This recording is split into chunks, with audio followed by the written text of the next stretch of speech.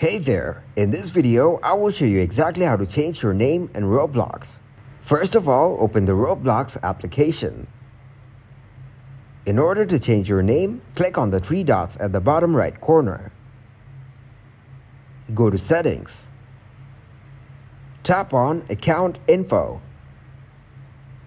Tap on the Edit button near the username. Insufficient funds. You need Robux to change your username.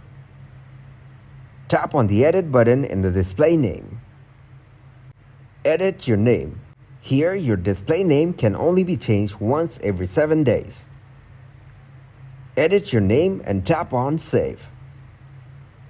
Go to Home, and you will see that your username has been changed. That's how you can change your name in Roblox. Thank you very much for watching, and don't forget to like the video and subscribe to the channel.